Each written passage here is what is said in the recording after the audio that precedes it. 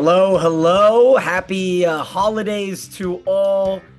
We are completely downloaded now from a wild weekend in Louisville and excited to talk about all of the action with you. He's Mick, I'm Daniel, and this is Six Rotations, our season finale, the fourth year of this tremendous endeavor brought to you by SNA Sports, better equipment for a better game. If you or your company have any interest in advertising or being one of our main sponsors for next season, email us at sixrotations@gmail.com. And Mick, I'll tell you what, for any fans that have never been to the Final Four, I would start looking at flights and tickets to Kansas City, right? Because it is just such a fun experience for everybody involved. Yeah, this was one of the special ones, though. This was probably my most fun Final Four, and competition was just unbelievable. The crowd's 21,000 plus. The convention was great. If you missed the convention, you really missed something there also because the whole experience was really good, Yeah, the except convention. except trying to fly home. Yeah. Oh no, you had issues? Yeah, just weird things. United seems to have problems. So we didn't get home till 5 o'clock, I think, and we left at 9 o'clock in the morning. So Oof. I was yeah, able to sneak away on Sunday night and with a little delay get down to visit the family in South Florida. But it was just an all-time experience from the hometown fans rooting on their Louisville Cardinals to a guaranteed historical championship and Katie Schumacher-Cawley lifting the trophy and becoming the first female head coach in Division One women's volleyball history to do so in a fight with breast cancer. It is just a storybook finish. Oh, it gives me goosebumps every time. A ragtag group of Nittany Lions that are cut from Ohio State and from Nebraska and from Clemson. They just collected this team, and Jess Merzick and Caroline Juravicius and Maggie Mendelson, the list goes on. Cameron Hanna with the match winner the other night against Nebraska, 19 kills in the final.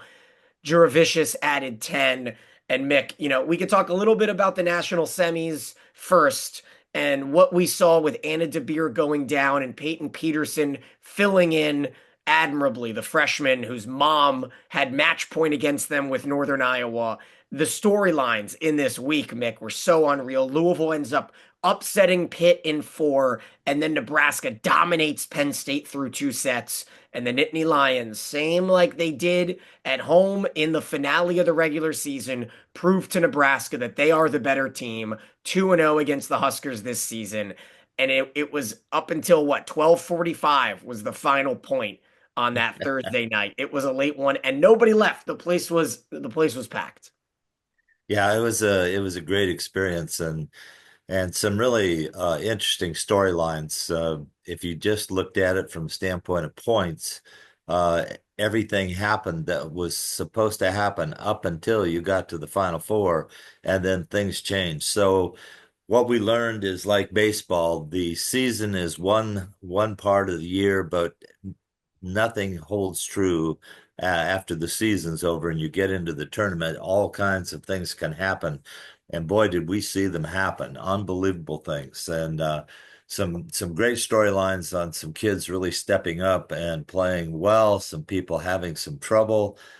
Teams who counted on people who weren't as good as they hoped, and some people stepped up and were way better than they have been during the season. So, like you said to start with, if you weren't there, you really missed something special.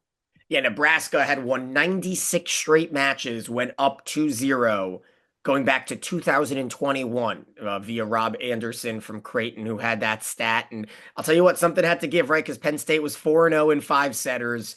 The Nittany Lions finished the fourth set on an 11-4 run after Harper Murray went on what felt like a legacy service run to go down 15-12, go up and lead in a 6-0 run to 18-15, but Penn State forced that fifth with great digs by Merzick and Grimes, and then Merzick's 4-4, and it continued. Now let's talk about Sunday.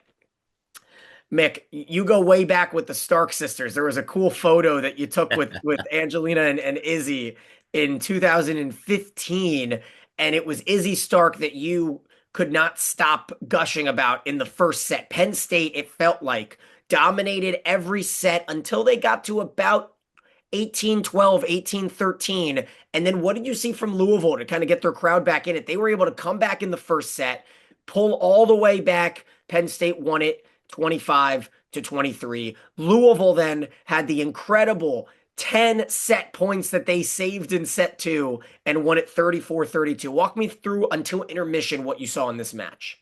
Well, I just thought it was the heart of a team fighting as hard as they could with the support of their fans, and they were down more. You were watching this and you were saying, "Oh, they're just gonna go, and it's gonna be 3-0." And they didn't go away. They just kept coming back and fighting. And without De Beer out there, they just couldn't muster enough points, but every player on that team gave everything they had. And I was sorry that they couldn't get Cressy into it more. But you were talking about Izzy Stark, and her mother was a middle blocker for me at Texas, All-American in 1992, a really fine player. And her dad played as a setter at Ball State University. And so I've known those people for a long time. Their kids came to our camps. Those pictures you saw with the glasses and everything, they were really cute. But they have grown up, and if you saw the second picture, I looked like a midget beside those kids. I mean, they're scrappy, tall, athletic youngsters, and Izzy, for a freshman, made a couple of ill-advised choices, I thought, but straightened out really quick and led that whole thing from the setter standpoint. What I was amazed with most was her accuracy at putting the ball in the right spot. And after 20, I was watching this, and one of the things that just amazed me is the ball hardly ever had any spin on it coming out of her hands. You know how people get a little shaky there at 20, and sometimes there are double hits that aren't called anymore.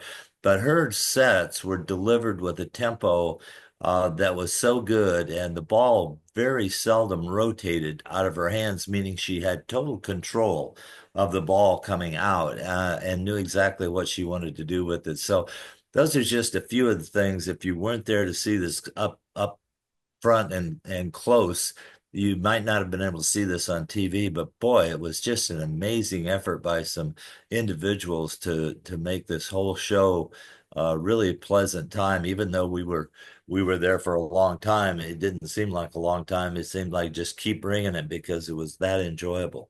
Yeah, Merzick finished with 29 kills. Trammell and Mendelson, 14 total, two errors. They were quite efficient. And I mentioned Hannah with 19. Also, Jillian Grimes, who I thought was one of the more impressive liberos that we have seen in the last few years, kind of coming out of nowhere and putting herself onto the national picture with that performance in the semis and then 16 kills in the final. But on the other side, Mick, Sophia Maldonado Diaz felt Yeah. like an X factor for Louisville. To transfer from Arizona, she had 20 kills. She hit 400 with 5 blocks as well, and almost single-handedly carried Louisville towards that second set win. And then it just felt like the steam fell out of the engine. What did you see from the Cardinals in the third set? It was another effort to come back, right? It felt like that third set was well in hand for Penn State, but Was Louisville was it able to come back and kind of get back into it. I think it was 19-13 and then 21-19 when Izzy Stark got close to the net and was able to save one. Everyone in our suite kind of went, ooh. And that was one of those spots where it really felt like Penn State was gonna pull away. Well, was it the third set that Scott made that tremendous play running towards the fans in the stands and just swung her arm up over her head and sent the ball back And then went about flying. Yeah. about 50 feet back over the net? I thought that was indicative of the kind of effort that Louisville was putting out there to try to stay in that match and to win. And I just wish De Beer had been healthy because Mirzak scored, you said 29 kills. She actually had 33 points. She added 4 points serving and blocking, and that's a tremendous amount. It could have been the battle of De Beer and Merzick, because De Beer would have stepped up and met that challenge. For Penn State, they could only play whoever Louisville put out there, so they did their job and they couldn't do any more than that, and were able to win. But boy, an added thought to this whole thing is if De Beer could have been healthy and played in that match, then it might have been even more exceptional. I agree. There just wasn't any output from Peyton Peterson, unfortunately. She started 0-3-15, got her first kill early in the third, wound up with 4 kills and 4 errors. 3 aces, though, from Peterson. But I do think that if De Beer was healthy, fully healthy, not playing through an injury, I think that we might have seen a much different situation. I want to go through this third set or the second set again, because even before they went to extra points, Louisville saved 3 set points. And then Penn State, out of rotation, was able to pick up a kill and get to 28-28. And then we saw Penn State get called for being out of rotation on a serve. Remember, it was a call at 28 all that gave Louisville a set point, and then they overturned it and gave a redo, and then an ace came anyways. It was one of those ultimate ball don't lie scenarios, but then Penn State out of system got a kill. And how about the little lefty, Quinn Menger, who had to go up and play middle as a 5'3", and she was someone that you and your wife got to chat with a little bit, headed towards a doctor's degree, right? Or lawyer.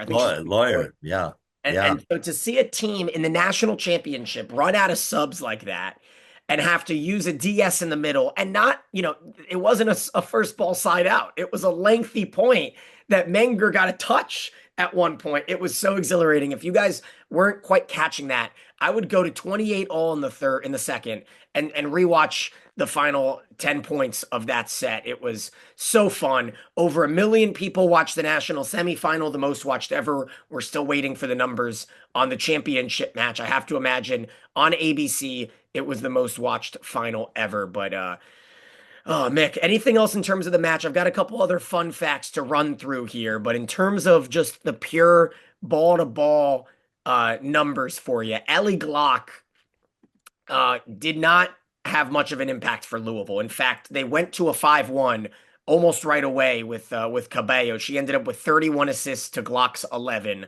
And so we will not have a 6-2 champ for the first time in the rally scoring era, huh? Well, there were maybe several reasons for that, not just her performance, but the ability to run the middle behind on the wave set or the 1 foot takeoff set. That might have been another reason to have been doing that, just so they could attack the outside, the right side a little bit more. But they went back and forth between the 5-1 and the 6-2, and could be for several reasons. So I'm not sure that the system was at fault. I think they were manipulating the system to try to get the best results and the best matchups. And that's what I liked the best about it. There was a lot of coaching going on, and not just because players were or were not performing. I thought the system worked quite well for them. Penn State finished with 14 more digs than Louisville. In fact, 5 different Nittany Lions had double-digit digs, 7-4 in the ace category.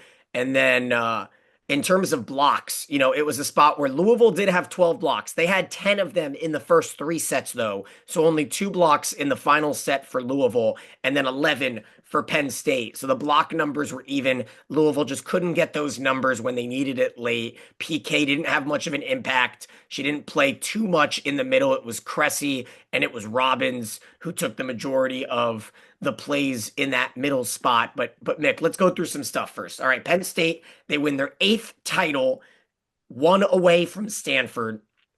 2,000 or 21,860 fans is a new record for the championship. I'm not sure what the Kansas City arena fits, but hopefully they can make a run at that next year. Maybe San Antonio the following year could put a bid for 22,000. Jared defied the odds, was the only person in our bracket challenge that did not pick Nebraska or Pittsburgh to win the championship. He picked Penn State, came back and won the bracket challenge. So congratulations to Jared on that. And then Mick, we've got some really exciting news because this year the AVCA opened up the season in Louisville, right? We had Nebraska and Kentucky and Wisconsin and Louisville. Next year, there will be 8 teams over 3 days in Lincoln, Nebraska. So the Oh AVCA my. First Serve is headed out to the capital of volleyball for 6 matches over 3 days. It is going to be a legitimate invite. I love this idea. I did not like the back-to-back so late at night. Remember that the second match of that doubleheader went until I don't know 11:30, midnight, and so it didn't even start till 10. And so I'm excited for this. I think it's going to be awesome. Mark your calendars, August 22nd to the 24th. I love it. Obviously, we work very tightly with the AVCA, and I think this is just a tremendous idea to keep on going for that week before the season starts. So did they name the 8 teams? Do you have the 8 teams? I do not have the 8 teams. Well, I that will I be the fun part. I am gonna go on a limb. Let's do. You know what? Let's make our guesses, Mick, and let me put it in. I'm gonna put it in the calendar. I'm gonna mark down our guesses, and we're gonna revisit it. Now, last year it was a Tuesday. This year they're actually doing it on the weekend before everybody else starts, August 22nd to the 24th. All right, I'm gonna give my guess this year. We're gonna have 8 teams. Oof. All right, so Nebraska is a no doubter. I'm gonna say Creighton. I'll say Wisconsin, Minnesota. I'd say Stanford. Okay. All right. And Hold I'd on. also say Kentucky. I think they're Yep. going to be really good next year. I think Kentucky. So I you don't know also about I don't you know like about Minnesota, but I think Kentucky. I think maybe Texas. so I you like think do you like Pitt. Creighton? I'm gonna put down I your think guesses. Creighton too. I think Creighton also. Yes. You like Texas. All right. So that's one, two, three, four, five for you so far. So let's see your 3 more. You get Pitt and Louisville and Penn State also. Okay. So there's your 8 guesses. That's what I would think. All right. Now I've got Nebraska, Creighton, Wisconsin, Minnesota. I like Kentucky and Louisville. I'll throw in Florida. Mary seems to like to travel a lot. That's 4, 5, 6, 7. I've got one more spot. Let me throw in maybe an inconspicuous squad. I will say, I'll say Marquette. So we've got our 8 guesses. We'll revisit it on August 21st and see, or whenever the announcement gets made, and we'll do a preseason episode and give our best efforts. If you want to go ahead and email us your guesses, hopefully I can still access the email address and come August. But I'm really excited for that. I think it's a lot of fun. Now, one other thing I wanted to talk about. Well, we haven't touched on Lexi Rodriguez. She became the dig queen at Nebraska, and on top of that, she will be joining Justine Wongarantes in the League One. And so, what's interesting about that is League One, and this was something that I kind of told everybody a couple months ago when I got the information. League One was going to take 6 college players, one from each team that they left a spot for. And, the situation came that they were able to kind of have the pick of the litter, and their 6 were Sarah Franklin to Madison, Lexi Rodriguez to Omaha, Jess Merzick to Houston, right? Yep. And then Madison Skinner to Austin, One Ofebu to Atlanta, and Sophie Fisher to Salt Lake City. They definitely got 6 of the best players in the nation. There's no doubt about that. Yeah, I wondered why the players chose to do that though, because the teams are so loaded with top talent that I don't see them getting a chance to break in. I see a wonderful opportunity to train with those people and get better, but visibility wise, it'll be interesting to see if they get on the court. I've been told that because they play back to back, you will not see the veterans playing both days. So you're not going to see Jordan Larson or Micah Hancock or Annie Drews. You're not going to see them play on Friday and Saturday. So, for example, Justine Wongarantis will start on Friday. Lexi Rodriguez will start on Saturday. So that'll give an opportunity. Now, fans may be disappointed. It might be the LeBron James effect when they came, to see, a superstar, and instead that she's going to sit that day. But regardless, that was big news. One thing that was really fun about this tournament, Mick, and the addition to the Louisville touch, they had a horse for Nebraska on the court. The horse pooped on the court, and Oh, I'm watching them have to clean it up. And then they did that call to post before both of the that's national. pretty good. Yeah, nice, nice. Thank you, thank you. Really gave the Kentucky Derby vibes to the efforts. What else do we have to touch on? Olivia Babcock won Player of the Year. Dan Fisher won Coach of the Year. And for those that say, well, they didn't go to the championship, I think Olivia Babcock was pretty deserving. What do you think? It was a Player of Yeah, the Year, not yeah. of the championship. Yeah. Listen, every year there's three or four kids that are pretty outstanding, but Babcock has brought it all year long. And when staffers started to kind of trend down towards the end of the year, Babcock carried that whole thing. I think that's a tremendous effort for the season. I don't think you have to win to be Player of the Year. I think it's your body of work that gives you Player of the Year and your leadership ability. And obviously, if you can get your team here to the Final Four, that's even better. But yeah, I think that's a great choice. I love her. Like I said, if I could pick four or five of these kids and put them on the national team right now and train for Los Angeles, I would do it in a heartbeat because we need arms like these kids have. And boy, they're going to be tremendous athletes and tremendous Olympians. Well, as a setter, what was the setter that you felt out of the four that was the most Olympic potential? Stark, I think Izzy Stark has the most potential because she hasn't really been trained in the collegiate level yet, maybe 1 year under her belt, and she was making plays and athletic plays and instinctive plays that you haven't seen for a long time.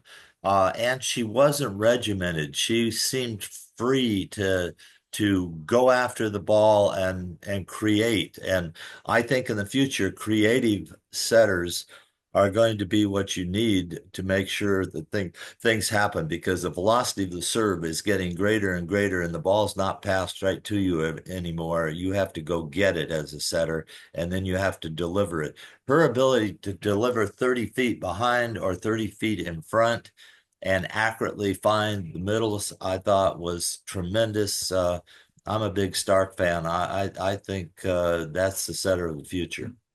Yeah, Stark wound up with 56 assists against Nebraska. And yes, I do want to give some credit to a couple of the Huskers because Andy Jackson was phenomenal as advertised with 19 kills, a new career high in the semifinal with 2 errors. And I was really impressed with Harper Murray. The journey that she's been on this year with, I don't need to go down the list, but with all of the off the court issues that she had to pick up 20 kills, including some very big ones to try to propel the Huskers back in that fourth set and go on that service run with a couple aces, 6 blocks. I was really impressed. I think Murray's got a really bright future, obviously, duh. But it just was one of those things where you weren't sure if someone was going to live up to the bright lights with all the pressure on her, and only as a sophomore, with, of course, that hallowed promise she made last year that they were going to win 3 straight. Well, she could still attempt to win 2 straight. And then, Mick, one more thing that I was really happy with was I went back and watched the national semifinal fifth set between Nebraska and Penn State. And then when the match ended, they went to ESPN Sports Center, right? Straight to it. Now, it was on a Thursday night.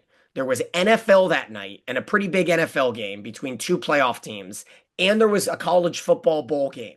But Sports Center dedicated 15 minutes after the match ended to cover the highlights from both of the volleyball matches and to do an interview with Katie George.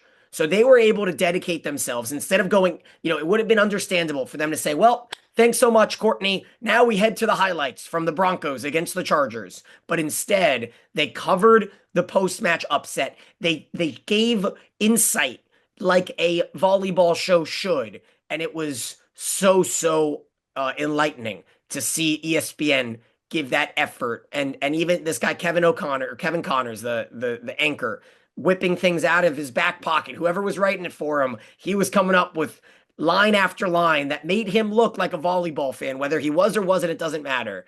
And it was a really special thing because hopefully moving forward, Mick, in the future, would love to see a show once a week on ESPN that's like ours, and it just covers volleyball for 30 minutes nationally, not Big Ten, not ACC, all of college volleyball. And that would be a really good future for this sport. Meanwhile, on the other side, there's always the losers, right, Mick? And Louisville now goes 0 for 2 in the championship. Pittsburgh loses their fourth straight national semifinal. That has got to be hard. I do not think that we will see Dan Fisher in Pitt next year. I think he will be wearing red, white, and blue if I have to guess myself. Oh, you're putting yourself right out there. I'm going to say it. I mean, Okay. who else are some candidates for you? I don't have any.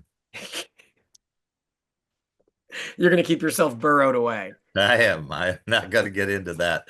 I have my favorite. I have a pick, but it's not a one of our coaches. I thought those two coaches were the two top contenders for the job, but I think they're gonna err towards Dan, and I think he's a great choice. He's been coaching the youth teams over the last few years in all of those tournaments. He's got the connections, but at the end of the day, we'll see. Mick, it's been a great year. We really appreciate the fan support. We're happy we've been able to give away these jackets this year. We're looking forward to just doubling all of our efforts into our fifth year next year and ending it all in Kansas City. We'll see. Maybe they'll be able to get you out to Lincoln, Mick, for that opening weekend. That might be fun. I'll look forward to that, and I'm going to keep that weekend open. Well, I wish you guys all a happy New Year, happy holidays, Merry Christmas, happy Hanukkah, and everybody hopefully is safe this next week and enjoys what should be a double-barreled spring season of PVF and love. And I think it's going to be some high-level entertainment. PVF just announced that they're also going to have matches on Fox Sports 1, and there will be some more announcements there. Love has ESPN and their own streaming service as well. So we once again sign off on this 2024 final week. He's Mick, I'm Daniel, and this is Six Rotations.